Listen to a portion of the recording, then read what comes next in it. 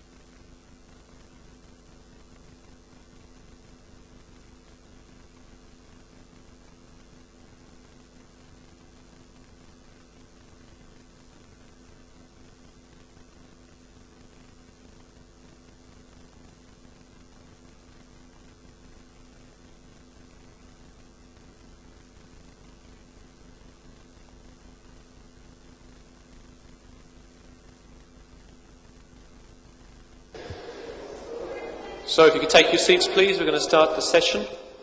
This session is on grids, in case you're in the wrong room. No? Okay, so we had 3 talks this afternoon, basically looking at how we expect the grid technology going to evolve, in particular the networking aspects and various areas to do with commercial services, which are interesting to see as well, and the distributed environment you use for these. The first speaker is Anastakis, if I pronounced that correctly, from the Athens Institute of Technology Centre. And she's going to describe their ideas concerning optical network infrastructure suitable for global grid computing. Please, Anna.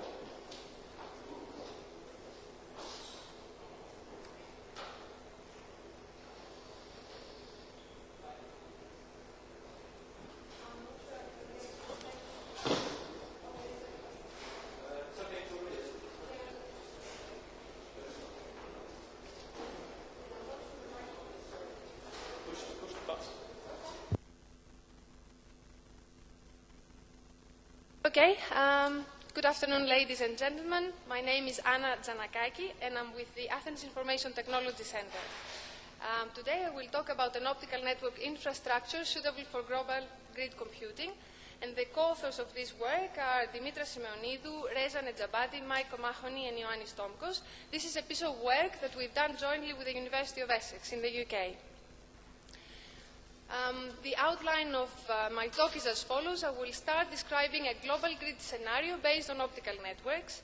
I will try to describe an appropriate switching paradigm, which in this case will be optical burst switching. I will talk about the functional blocks which are required in this scenario, and these are a core router and also the edge router functionality, which is identified as grid user network interface and grid resource network interface. And finally, I will try to generally touch upon the challenges and solutions this scenario will have in terms of functionality and technology. Global computing. Well, why are we interested in this? I think it's evident to almost everybody these days that local computational resources cannot keep up with demands generated by some users and applications. We have a high volume of jobs which can be long or short lives with high demands for processing and storage. We also have a large number of medium and small jobs requesting distributed resources. So the solution to this problem is distributed computing using the concept of a global computational grid where resources can be shared. Distributed computing is not a new paradigm, but until recently networks could not support the features and capabilities to offer efficient use of remote resources. So that's the problem that has to be solved. The grid application characteristics should be the drivers that will make us choose the appropriate network infrastructure in terms of a number of different parameters.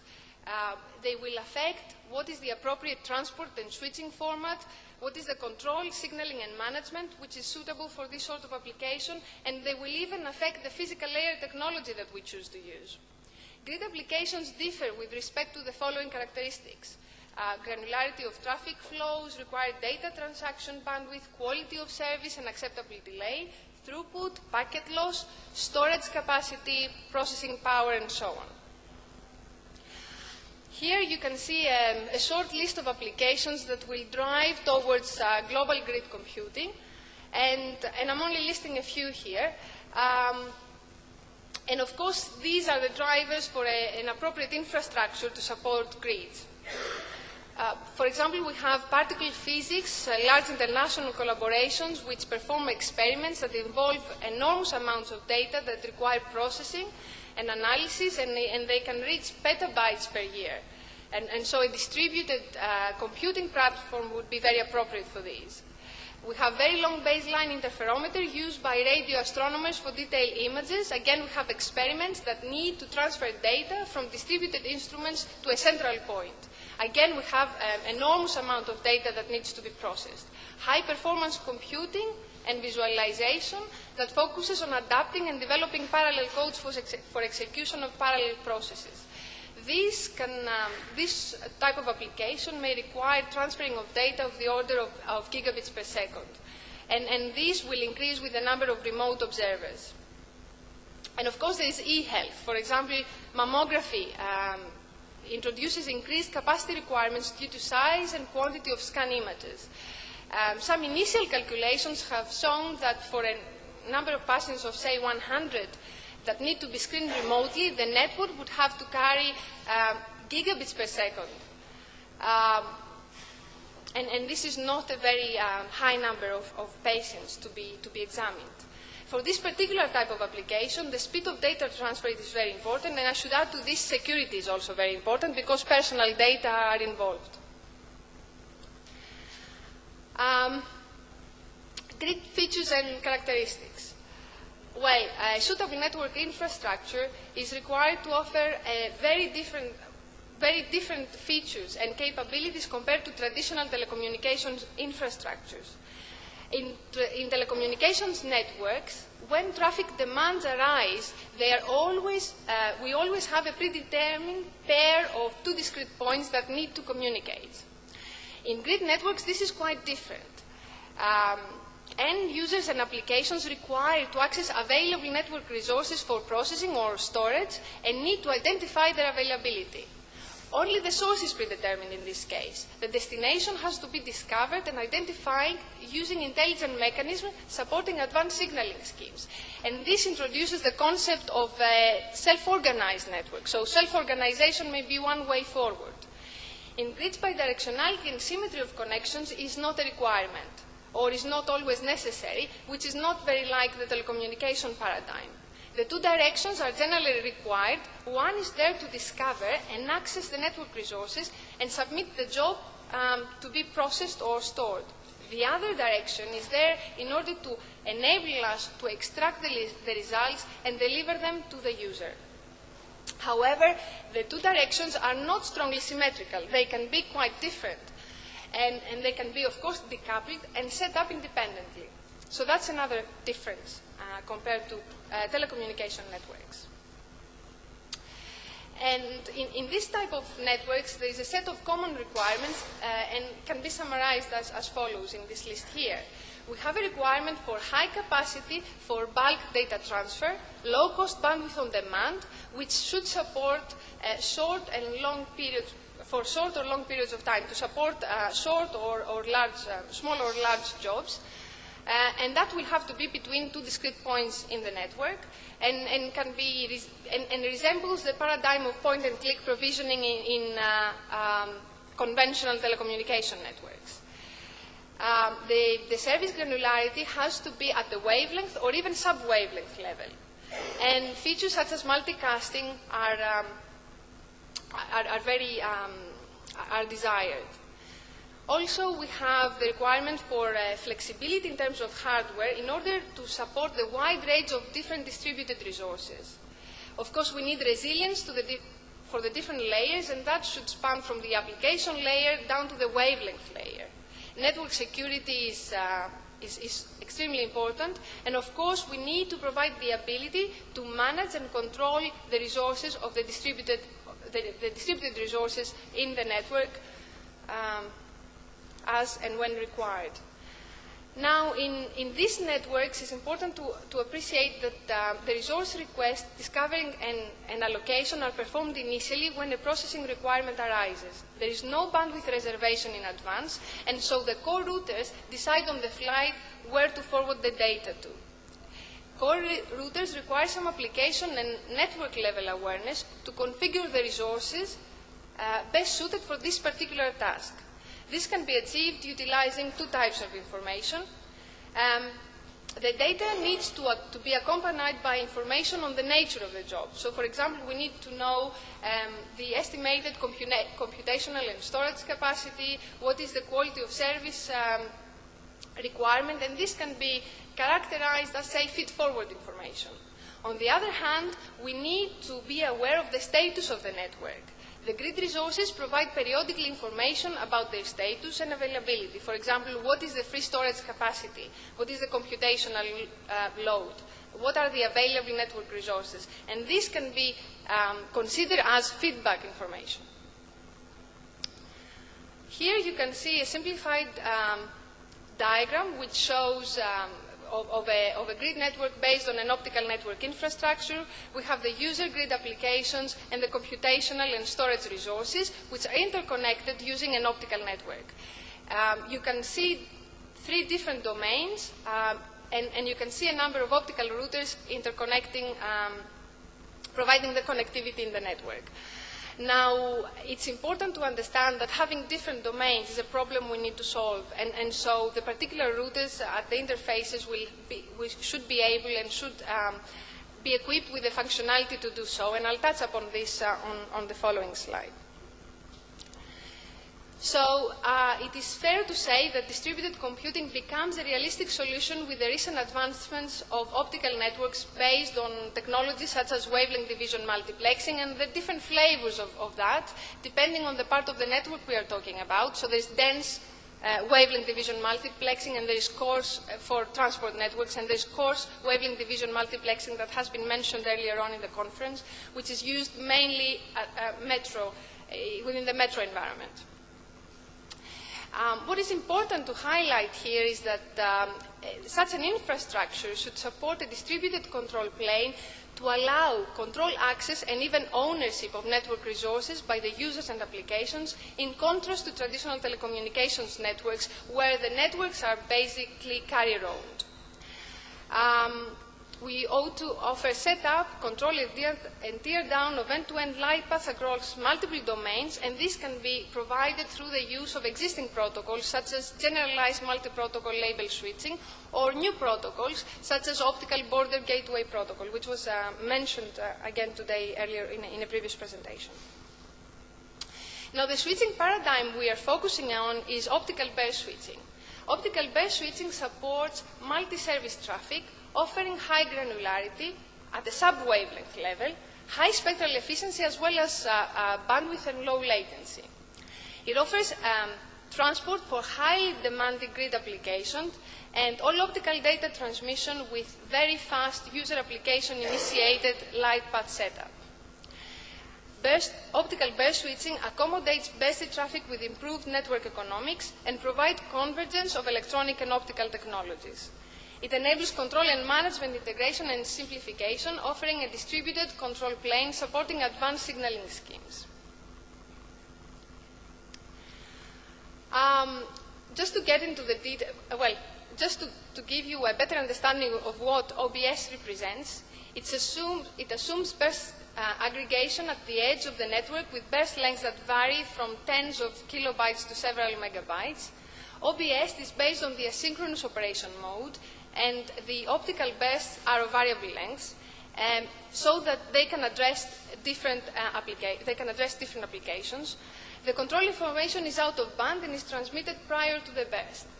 It is of lower data rate compared to the data burst, and it is processed independently of the data burst, mostly in the electronic domain.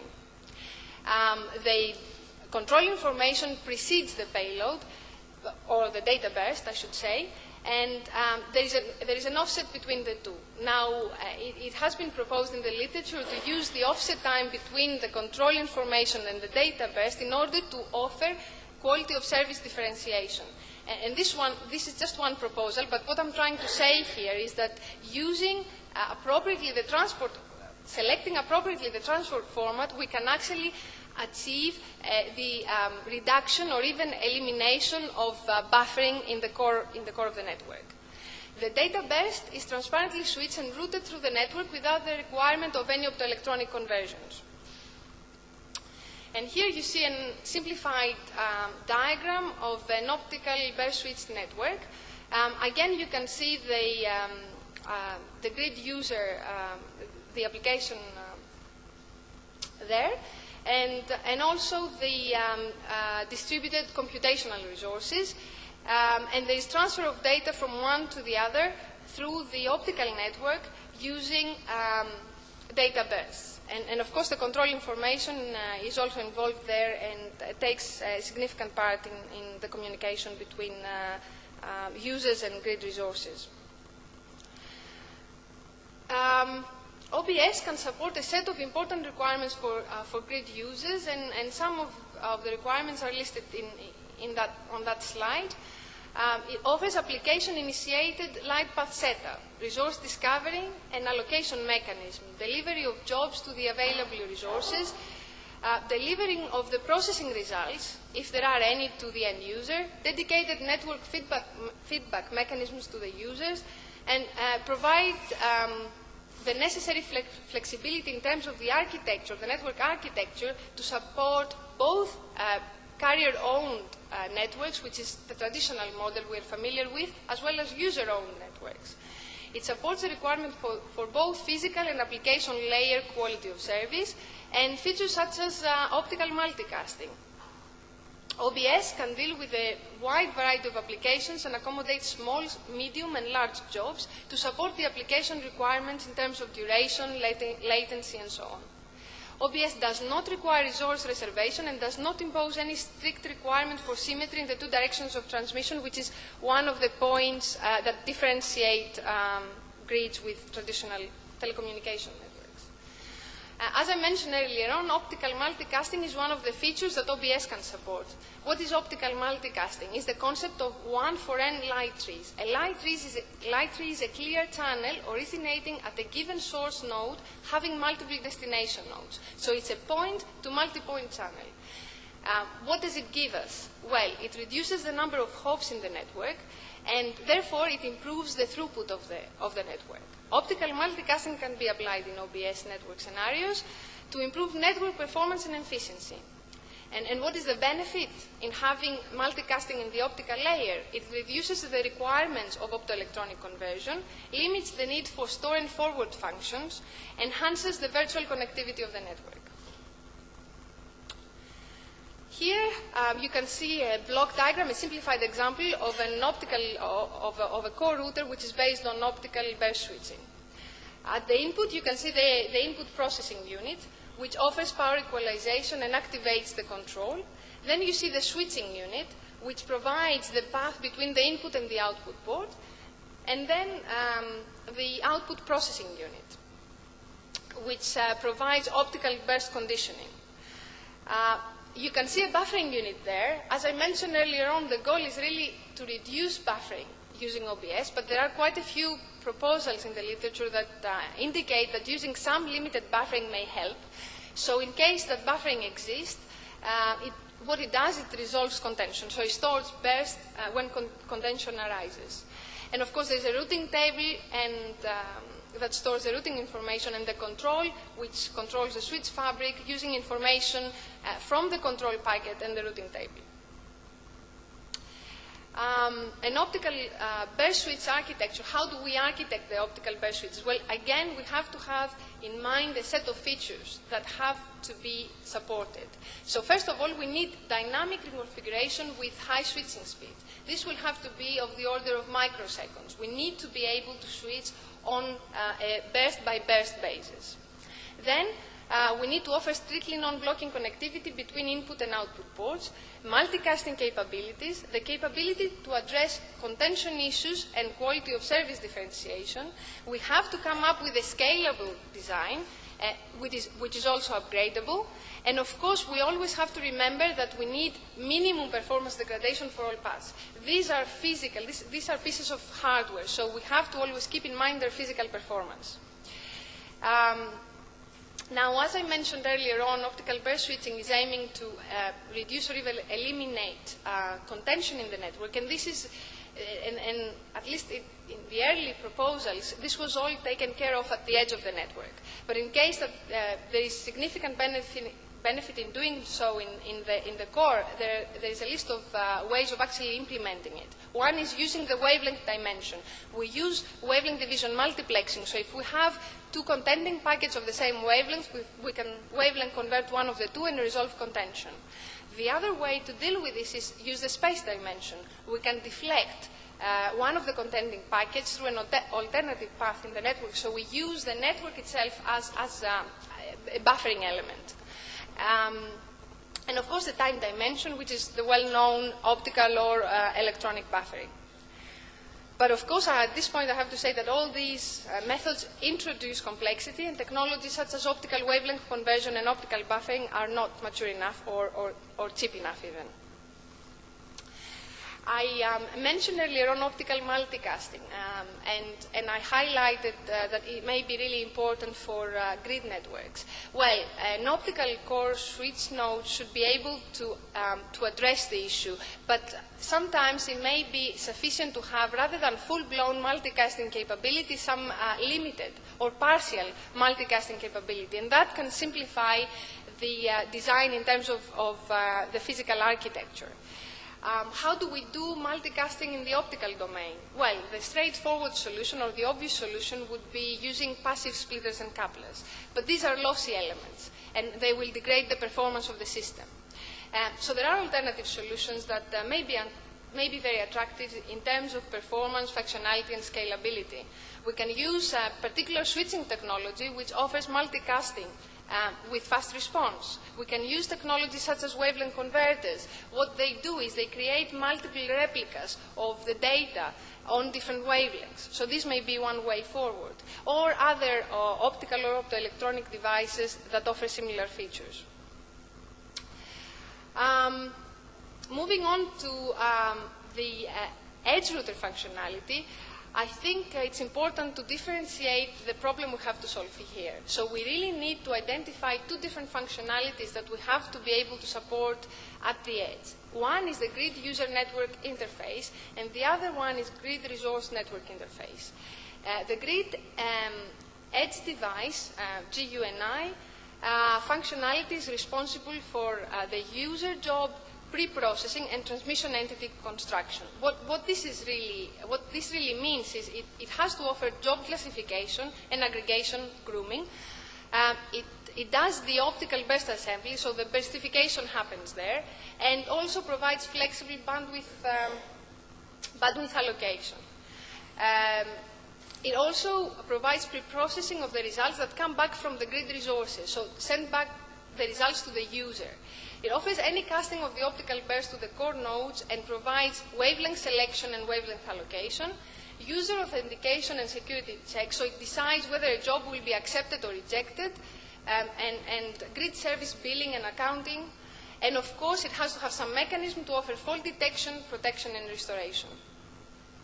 And here you can see a simplified diagram which basically shows where the GUNI functionality lies. So we have the application layer and the grid protocol architecture, and then at this point we have the burstification and the preparation for the data burst and the control information to be launched onto the optical network.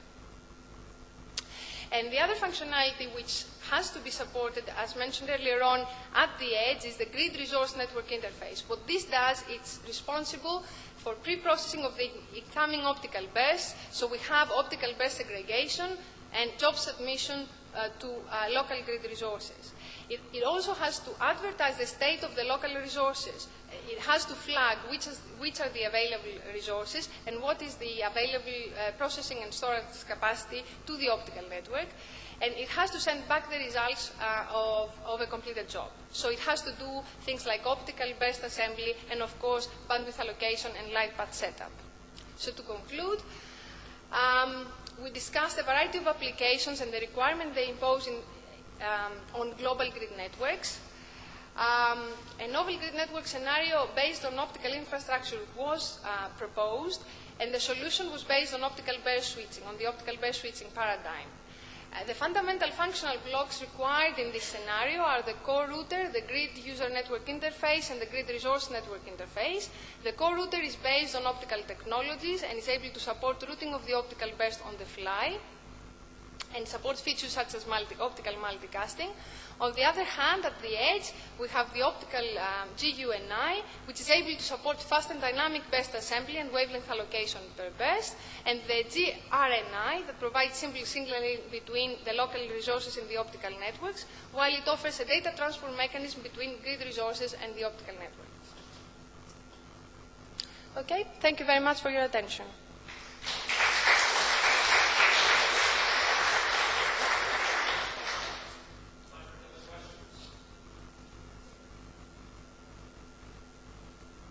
Okay, I have a question then. The fundamental blocks you talk about, the core router, the GUNI and GRINI, have you built these and tested them individually or assembled them together? Okay, sorry. In fact, we haven't done a lot of work on these particular architectures within the OBS framework. We've done previous work which was more focused on traditional telecommunication networks. So we have implemented some versions of optical switches that can deal with packets or equivalently bursts. We are very familiar with the technology, so we put together some transparent nodes and have demonstrated this in the past. But I have to say that this idea of using these technologies for grid applications is very new, and it's something we started looking into over the past 1 year. So there is some expertise, but it's coming from a different field. And they have, in terms of proof of principle, which is, I guess, what you're asking, that has been shown. And in fact, it wasn't just us, but a lot of other people are working in this field, both in the US and in the EU. Okay, if there's no other questions, then we'll thank the speaker again.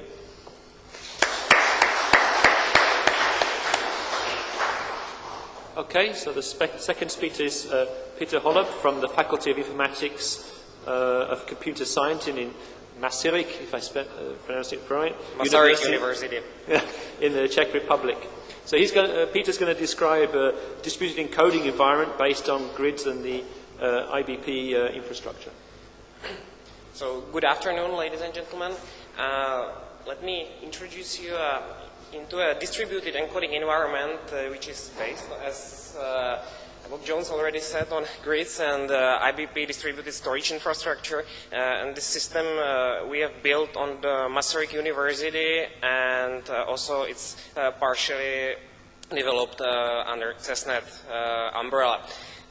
It has been developed by me and by Lukáš Hejtmánek, who did especially those nice theoretical things that can be found here, and especially in the paper itself. And Lukáš is here, so if you want to discuss them with him, some theoretical aspects, he is available. So, for the motivation, there is a huge production of multimedia material now for educational purposes, for scientific purposes, and even for entertainment. And thus there is a huge need for processing of such a material, and also for storage. We feel that we feel that the grid infrastructure can be really helpful in handling these issues. And as a demonstration, we have built a system which uses a meta-center grid infrastructure. This is a sort of umbrella project which covers the grid infrastructure in the Czech Republic. And the infrastructure is composed of PC clusters and also some other machines, some other architectures like SGI machines, alphas, and so on. But we have focused our work on PC clusters, as these are probably most efficient solution in terms of price and performance ratio. Until last year, there was no comparable distributed storage infrastructure that would be complementing those PC clusters. Last year, we have started a project called Distributed Data Storage, which now provides 15 terabytes of distributed storage using IBP protocol, which I'll mention shortly later on. The infrastructure is located on several places in the Czech Republic. The PC clusters are distributed in Prague, in Brno, and in Plzeň. And the storage infrastructure is distributed even more evenly throughout the Czech Republic. As you can see, most of the university cities in the Czech Republic have at least one terabyte storage depot. So, how does the IBP work? It uses sort of layered architecture, and the underlying layer is the IBP protocol itself, which provides block storage. It's similar to inodes in classical Unix file systems. And there are some upper layers for organizing these into some depots and some files.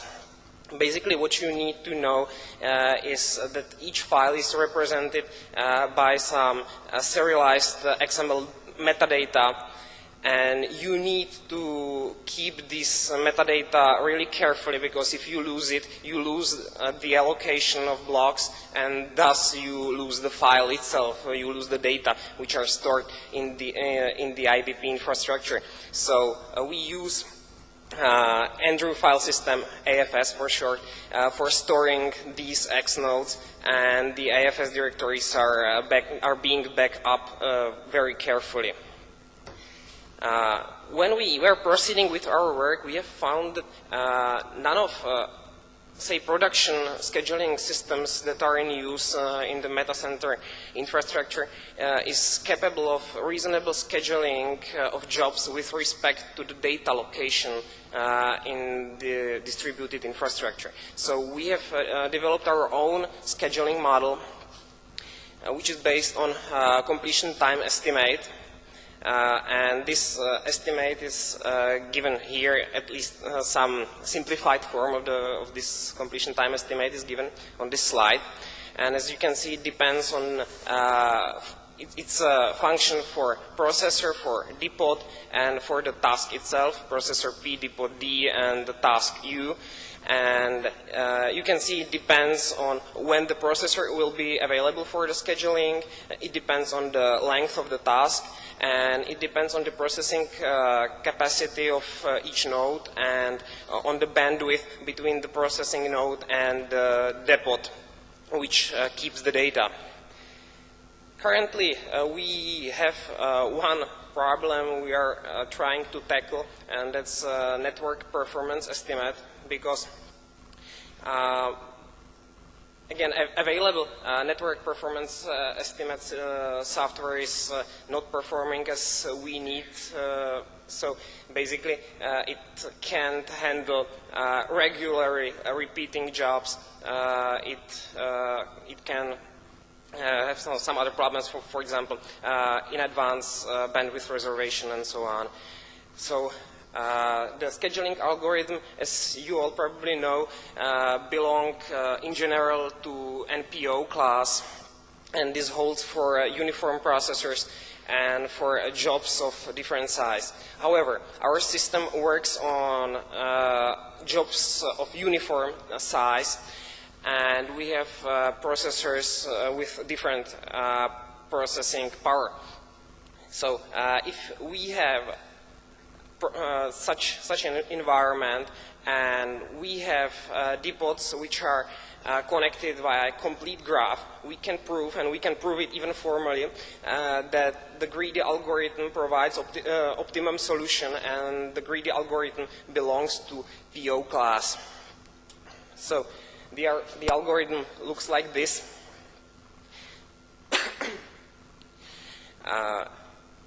Basically, we get the processing time estimate or the completion time estimate, which is called process time here, for each processor, and then we schedule those job chunks on the processor that have the lowest completion time estimate, and we assign some depots to this processor. And if there is no more depot available, that means that the processing is still faster than the bandwidth from the network, we can employ prefetch capability. And then we schedule the jobs using PBS. As for implementation, it comprises several parts. First, it's distributed encoding environment itself, which steers the processing itself, the transcoding process. It's libxio library, which is enabling library for applications to be able to access IBP directly. And it relies on transcode and Helix producer for the actual data transcoding and video processing. Using transcode, we can use many input and output formats, say MPEG-1 to MPEG-4, DV, or RAW video files. And if we pipe transcode and Helix producer together, we can get real media format as an output format as well, which is fine because at least in the Czech Republic the real media format is very popular for streaming purposes. The libxio library, which I've already mentioned, provides standard equivalents for standard Unix I/O operations like open, close, read, write, truncate, seek, and so on.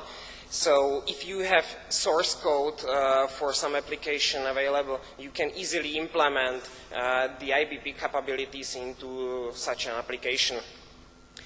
The IBP uses a special URI format for accessing or files or working with files.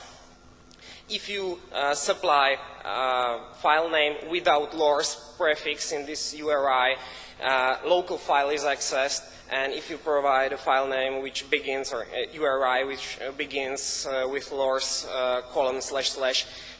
the IBP file is accessed instead. So using this library, you can access both local and IBP stored files. We have enabled transcode to work directly with IBP based on this libxio library. And we didn't enable Helix producer since it is available in source code, but the license is not as free as we need it for real word processing. So we need to use this sort of commercial license, which is binary only. The distributed encoding process looks like this. This is just an overview slide. I'll show you some splices or some slices of this image on the next slide. So this is just to let you know where we are. So the first part of the process uses the IBP tools to upload the original video from editing computer or from the capturing computer to the IBP infrastructure. Then it's downloaded to some node in the PC cluster. It's split into many chunks and uploaded back again into the IBP. Then those chunks are downloaded from the IBP again, and the processing runs in many threads in parallel. And after the transcoding, it gets uploaded into the IBP back again, and the chunks are joined together or merged together as the last phase. And you can download it to your workstation back again, or you can download it to streaming server. Or if you have some streaming or downloading server that can access IBP directly, you can keep the data on the IBP infrastructure and let the streaming server or downloading server get it from there. Our pilot user groups are actually two of them. The first one is at the Faculty of Informatics, Masaryk University. It's a team which records several lectures each week and publishes the lecture recordings on the web and on some streaming server. It's usually something like 20 hours of video per week. And with new lecturing halls we have on the faculty, we can perform even automatic video acquisition. And there are several target formats which are needed both for streaming and for downloading. And all of these formats can be produced by our distributed encoding system. The other group is neurosurgery department in the St. Anna University Hospital in Brno. And these physicians or neurosurgeons have large archives of operation recordings, and they want to make them available for both students of medicine and to other researchers for giving them additional material for their research. There is, however, some editing necessary because you need to select only interesting pieces of this material, and you also need to anonymize the material because the identity of the patient must be protected. And the resulting material is being published to the CESNET Real Media streaming server. As for future work, we want to wait for a while and look for which scheduling system will be deployed at large in the grid infrastructures around Europe. There are several candidates. There are DataGrid or EG software. There is GridLab scheduling system, and we need to wait for some time to see, and we want to integrate our system with this scheduling system or with the scheduling system of choice. And the other problem is network traffic prediction services. I have already mentioned we need to develop some network traffic prediction service that will be able to handle distributed data storage. That means transferring the data simultaneously from several depots to one processing node. That supports regularly running jobs and that supports in advance bandwidth allocations.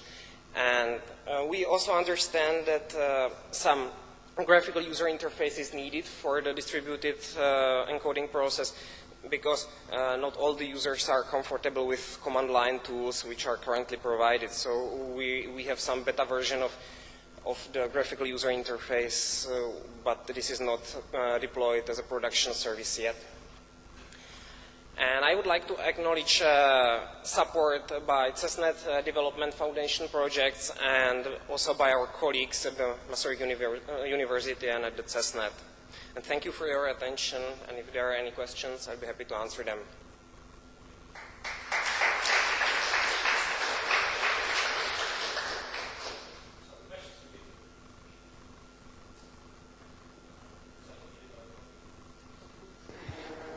So I have a couple of questions, well, more a comment. I don't know if you're aware, but there are a number of EU projects in the grid domain which are interested in content as well.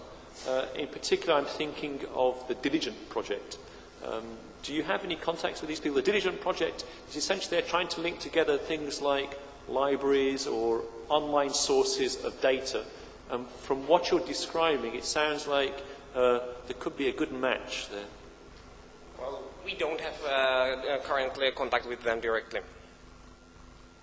Yeah, that's a good idea. Thank you. Any other questions? No? Okay, let's thank the speaker again. Okay, our third and final talk is from Eduardo Jacob, and while he's just uploading the just-in-time version of his slides, we had a slight technical problem, so we changed them now. But I'll just tell you a bit about Eduardo. So he's from the Department of Electronics and Telecommunications at the University of Basque Country in Bilbao, Spain, where he works as a lecturer in this institute. He also has some involvements in industrial applications as well. And Eduardo is going to explain to us their thoughts and ideas on the design of a commercial service based on some grid technologies. Thank you. I still have to find... Yes, that's it. Thank you. There was a problem with the previous version, so I have uploaded this one. Good evening. I am going to present a work we have done that is related to the design of commercial services based on grid technologies. I will follow this agenda. I will mention the approach we have followed to arrive to this. I will explain perhaps our vision, our concept of a grid, because this is something that it is always difficult to be in clear accord. I will explain the question that they did us and the answer we are trying to give. We will present a service and a model for commercialization. I will speak about the project status at this time. I will take out some conclusions of it. Well, some time ago, we were asked to study application service provider phenomena by a major local ISP. The concept, as you may know, is the remote execution of applications. At that time, there were mainly productivity or office applications. The advantage that were expected at the time were reduction of the acquisition and maintenance costs, high availability, and protection from virus and security incidents by automatically upgrading of versions. The disadvantages were mainly that the connectivity became critical. At that time, many enterprises still didn't use internet connectivity as something vital to them, but now at this time this would be an issue. Another disadvantage was the cost. Really, it was perceived as a big cost because a massive use of it would also imply to upgrade the bandwidth. At that time, I repeat, the costs were not the same that they are now. The reality, at least in our environment, is that ISP model hasn't had much success. Which were the problems for the EISP? For the provider, it's a totally new activity. The business model is not very clear. You have to negotiate many things with the client. You have to establish relations with a software provider that it is a difficult software provider because normally you have to deal with big enterprises. And it is not a well-known activity. For the client, it's a relation with another partner that is not a difficult question by per se. But really, software pirating is still an option. So perhaps you have to go down costs, still not purchasing all the software you need is still something to have to be taken in count. Which is our experience with ASP. We had two research projects for the Department of Industry of the Basque Government, and we draw some conclusions. One is the small and medium ISP didn't adopt the application service provider model, and they bet on other services for added value. For example, they like to offer services that are related to connectivity, that is their main area of experience. For example, the more successful services have been the remote backup and the virtual disk services. They prepared also additional services, for example, invoicing based in XML, or PKIs for non-personal entities for automatically registering entities. We also get the information that the clients that had unused nightly connectivity were willing to use it by night. So we found that, for example, applications as remote backup were appealing for them, even if they worry about the confidentiality and availability. Later, perhaps not technically later, but perhaps just in the minds of people, the grid appears. We can say several things. It's an architecture to share systematically and at bigger scale CPU, hard disk storage, database services, etc. We are not going to speak much about it.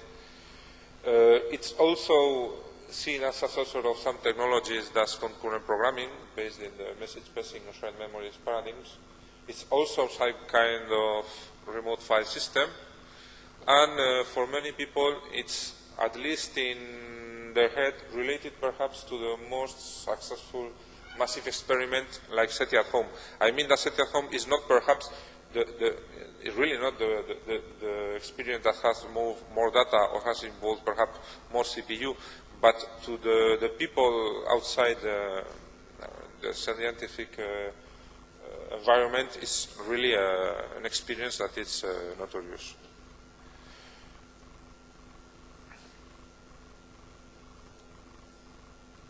Which were, well, it's also contemporary of other technologies like Condor, Boeing, technologies like Beacon, PointNet, Corba, and also from peer-to-peer systems. Peer-to-peer systems that are available for the final user as Emule, Kazaa, Freenet, BitTorrent, but also as development platforms, as GXTA, GreenT, etc. What is the grid anyway? Probably most feature of previous approaches. We are sure that it has distributed systems, heterogeneous, dedicated or not, or general purpose or not, for personal or corporate use.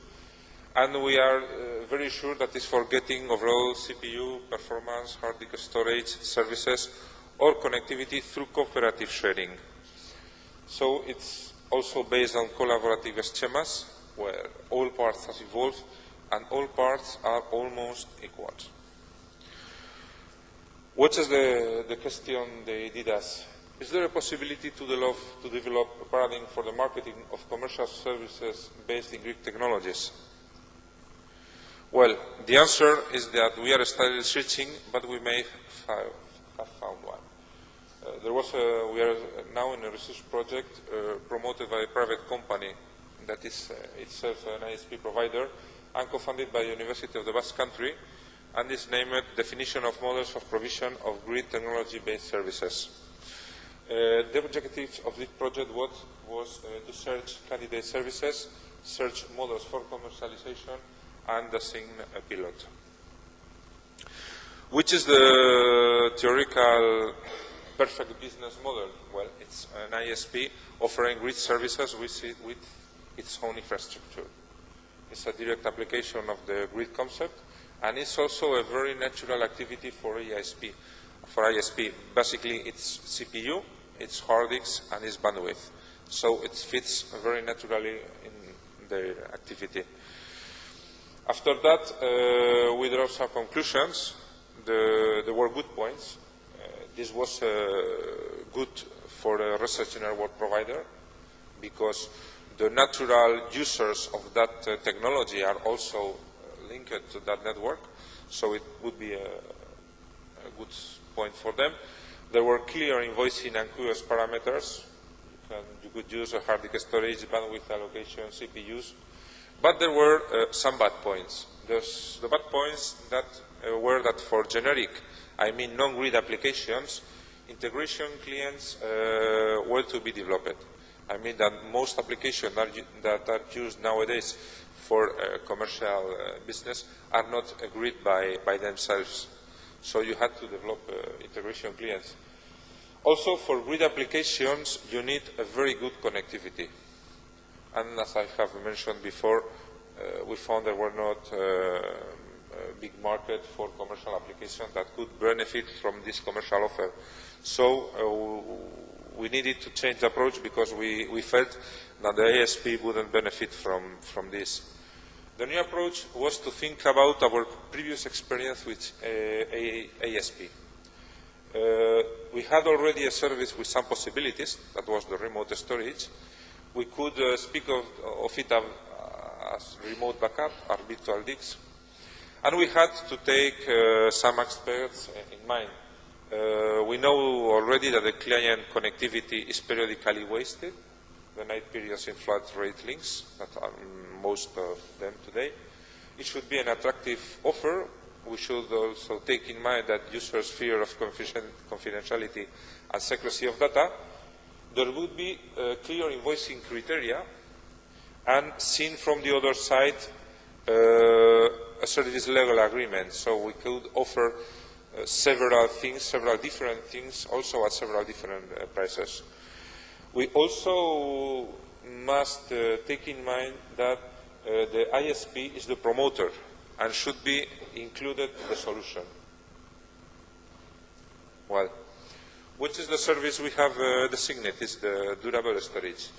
The idea is not very new. They have had some experiments or some works about this with Freenet, with Eternity Service, or Ocean Store, but we have adapted to it.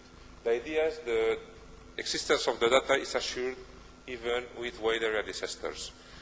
It is based on replication of data over different geographical areas using different providers, using opaque data, opaque in the sense that all data is ciphered and all data comes always from the same point. So you can extract anything from the data itself, and with a unique interface to the clients. Which were the foundations? The technical approach, we first thought, is this a peer-to-peer application? Perhaps we could use directly a peer-to-peer technology. We don't think so. In peer-to-peer technology, normally there is an uncontrolled replication of data between sites. The system is mostly unmanaged. The ISP figure not as ISP by itself, but as something that maintains the service is not very needed.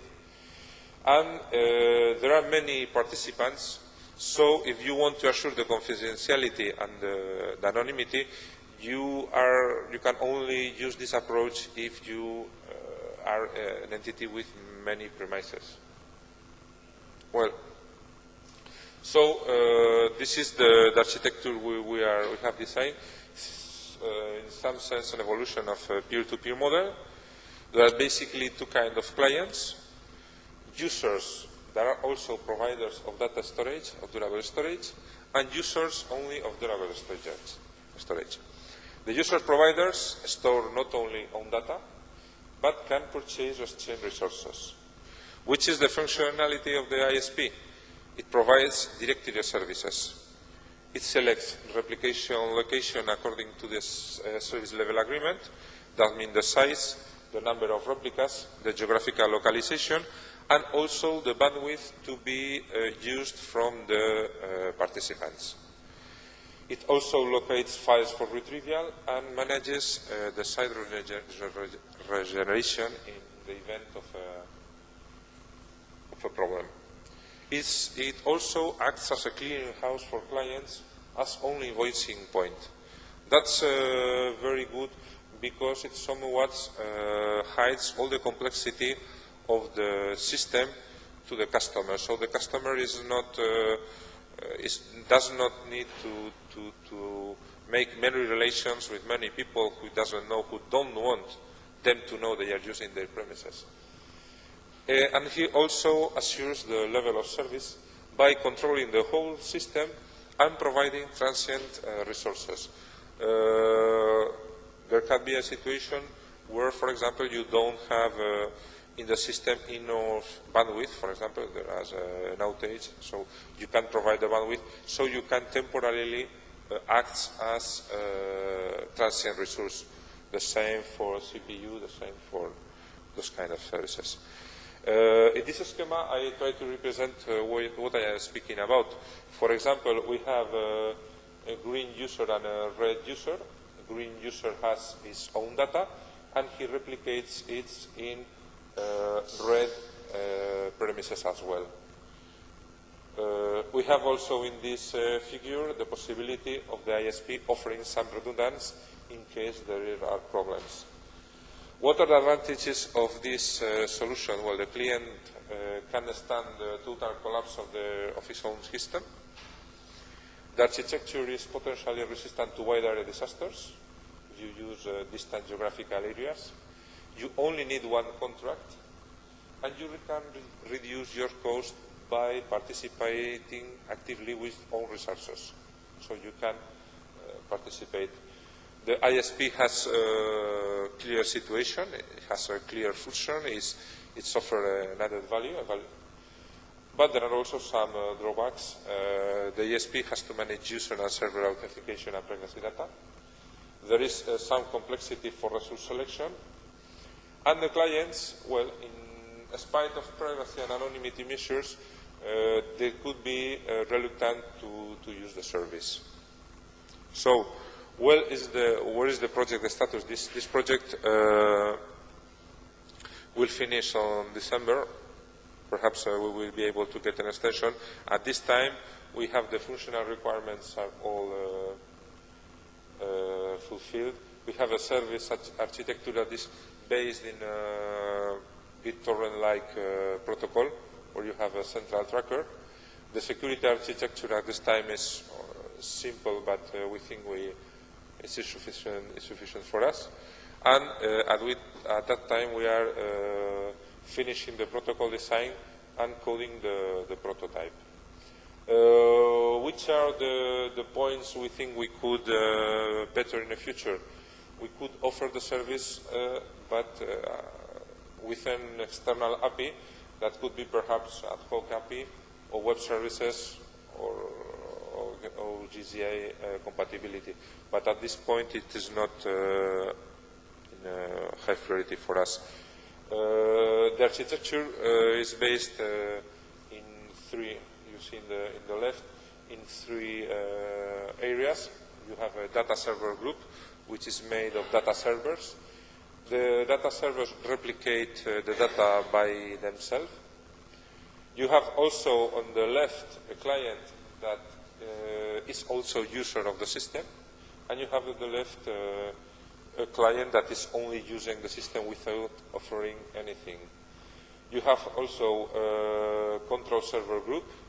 There are two control servers that ideally should be replicated for giving more redundancy. And on the left, the right, you have an schema of the control server. Basically, you should, it's a very schematic, but one is the one a user wanting to insert a file in the system. First, he authenticates and gets authorization.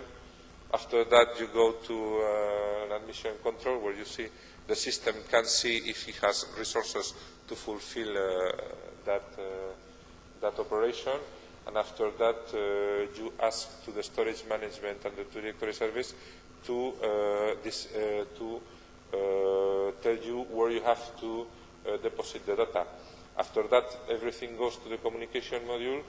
The communication module gives information to the data storage group and also to the user. And the proxy module is used only for not giving to the data storage members information about the IP address that is used for inserting the file. The confidentiality is managed totally locally. We meant that the application that will encrypt the data will be only in the user. So it has to have trust on you But really, he is the only one who has the key, and he has known that if he loses the key, there is no way to go back. Well, we have drawn these conclusions. We think that it could be possible to offer grid services commercially through a central third party. You have to agree, that perhaps it's a philosophical exercise, to agree if this is agreed or if it is not agreed. But I think it's more philosophical than anything.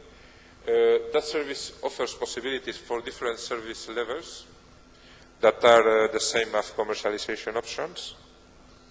It is possible to offer services to small to medium users.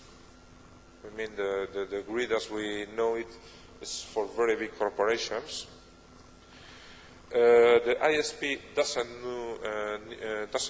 need new skills. It's something they are used to work. And in a collaborative way, the clients that are involved in this solution have operational benefits always, and economical if they participate sharing resources. And well, this is my presentation. If you have any questions, I'll try to answer.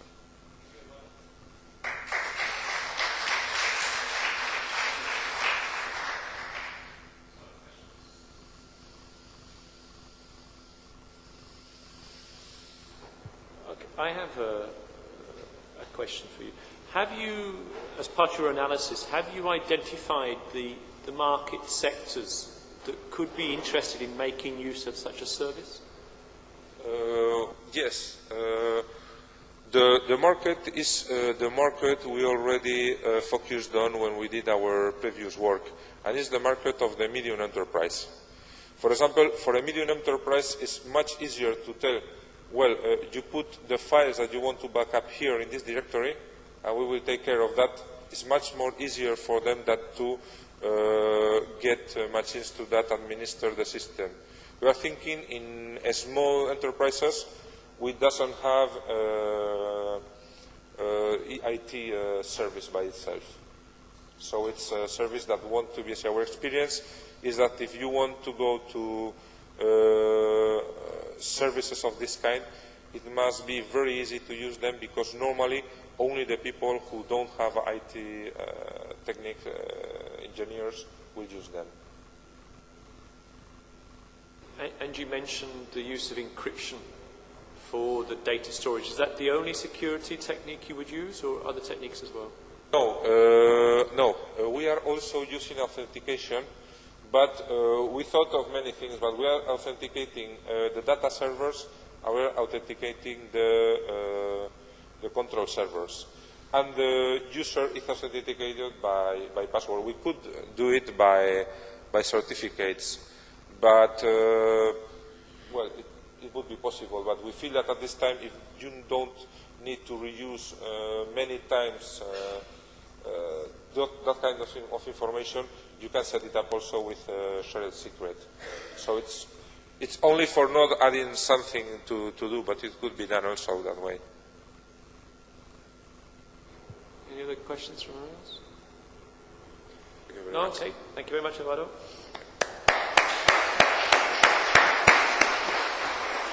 So that concludes this session for today. Unless anybody has any points they'd like to give to any of the, having now seen the 3 talks, anything anyone would like to add? No? Okay, so the session's closed, and see you all tomorrow.